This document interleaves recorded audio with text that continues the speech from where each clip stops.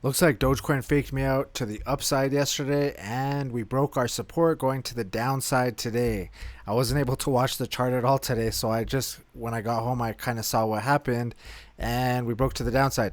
So what I was looking at is this support, support, support. I had an uptrend going to the upside. We broke that. We actually broke this support too. We had resistance, resistance. We broke this resistance line yesterday, and I was thinking that we could come up here to 1718 or the Fibonacci retracement level sitting at 174. But like I said, we got faked out, and then it got a red candle after that. So, or actually, I think it was like over here, and it was kind of bouncing in and out of this area for a while before, because I know I like fell asleep, and then it it was still around this area, and then yeah, and when I went to work, this is when it actually broke to the downside. So I wasn't able to see it, but the prices that I'm looking at going to the downside are still the ones that I've been watching in my previous videos.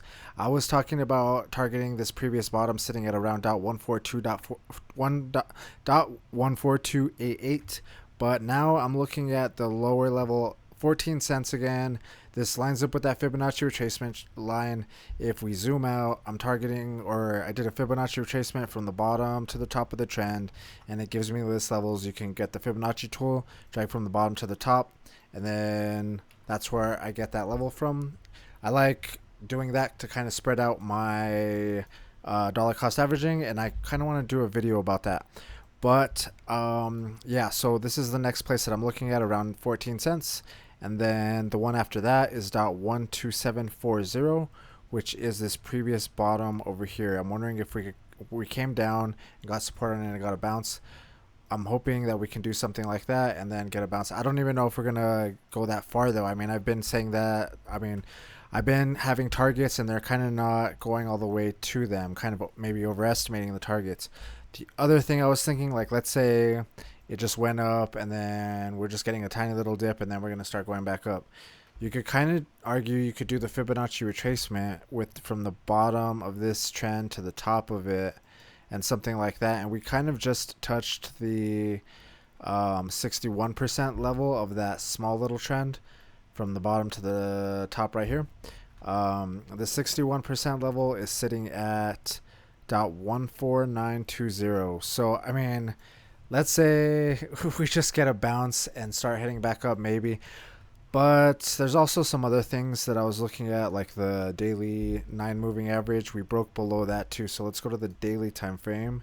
And I'm going to go ahead and take off my positions because the yellow and the blue ones are positions, and I still have my position from up here. I didn't close it on a so let's see. Yeah, so these are my next limit orders though.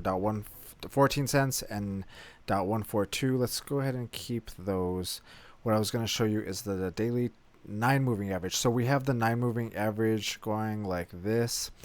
We broke below it over here, which was bearish, and then we broke above it, which was bullish, but weren't able to stay above it. We didn't get like that nice curve. Usually is like a curve like this. It kind of went down and then kind of started to go like downhill again. So we broke that going to the downside, and this is, I'd say, bearish in my opinion. We're still very close to that price though, so I mean, it's not impossible for us to just bounce straight back through it, but I don't really like being below it in general, like we are right now.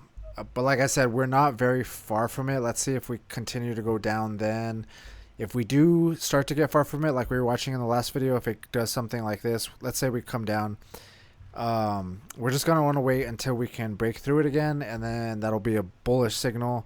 Right now we're below it. In my opinion, that's bearish, which is going to go down. So I'm more confident on these limit orders as opposed to the positions I have up here or whatever.